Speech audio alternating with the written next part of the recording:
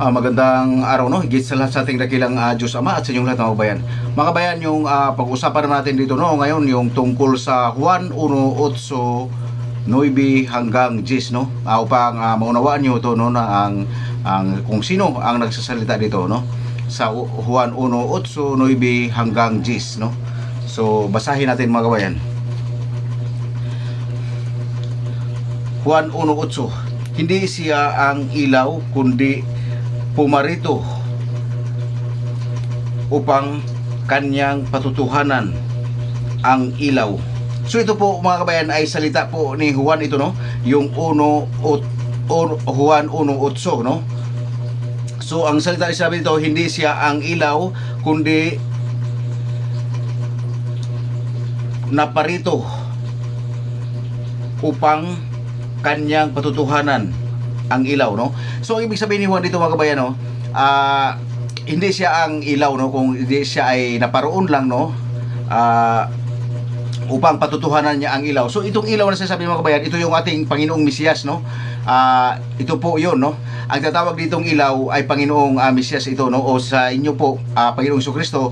Ngunit linawin ko sa inyo po mga kabayan, wala po talagang Panginoong Jesucristo dahil ang salitang term ng Kristo o Jesus ay pagano po ito, no? Yun po ang katotohanan dahil po ang term ng anghel dito o sa Israel, ang term po talaga dito kung yung ipinanganak ng nung ipinanganak, no, na ang Mesiyas, ito po ay pagkatawaging Emmanuel. Ang ibig sabihin nito po mga kabayan ay kasama natin ang Diyos o sumasa atin ang Diyos, no? Ay pag sinabing Emmanuel. Ngunit pag ipinanganak ito mga kabayan na lumaki na, Mesiyas na po ang tawag nito, no? Upang unawaan ninyo, di ang salitang may Kristo o Jesus, ito po ay salitang pagano, no? Ito po ay sinasabi ng dakila nating Diyos Ama. Kaya nga sinasabi ko sa inyo na ang Kristo o Jesus ay hindi kilala ng ating dakilang Diyos Ama dahil po ang talagang tawag nito, no, nung hindi pa pinanganak ay pagkatawag siyang Emmanuel. Ibig sabihin ay kasama natin ang Diyos o sumasa atin ang Diyos, no? Ayun po ang katotohanan dito, no, sa 1:8 upang manawaan nyo, pamaliwanagan kayo rito.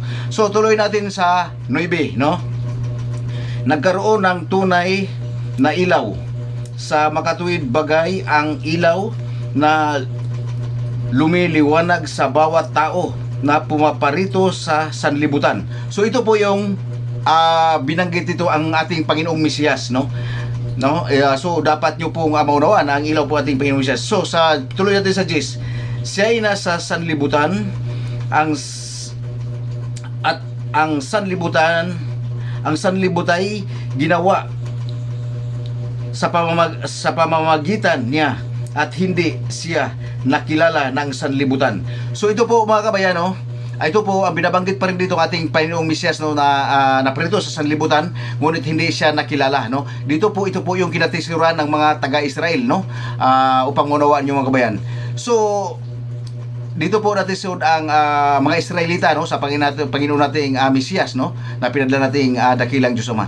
So mga kabayan, siya po ang ilaw, no, ang Mesiyas. Sa 11 mga kabayan, ito po ay babasahin natin. Ito po ay hindi po to salita ng ating Mesiyas, no. Ito po ay salita lang po ito mga kabayan ng pari, no. So pari o ministro o kuan, tawag nito pari, ministro o kuan man, yung pastor man, isang term lang po ito, no? Isang term lang po itong salita ito, pari, ministro o kuan mga kabayan.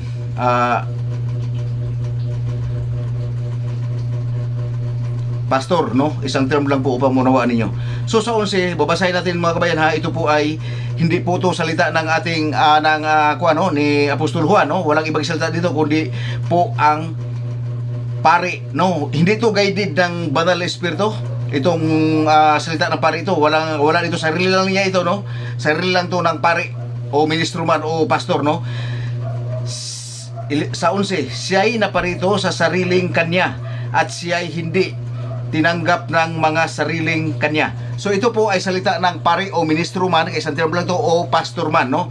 Ang 11 po ay hindi po salita, ang Juan 1:11 hindi po salita to ng ni Apostol Juan, kundi po gawa-gawa na lang po ito ng mga pari o ministro man o pastor man, no? Kasi isang term lang nga lang yun po mga kabayan, isang kahulugan lang po itong pari, ministro, pastor, no? Isang kahulugan lang po ito. Kaya gawa-gawa lang po ito. Pero ang sinasabi ng dakilang Diyos Ama dito, ang sumulat dito ay pari, no? So mga kabayan, no, hanggang dito lang, no? Itutuloy pa natin, no, ang iba nito, no, mamaya, no. Magandang araw higit sa ating dakilang Diyos Ama at sa inyong lahat mga kabayan.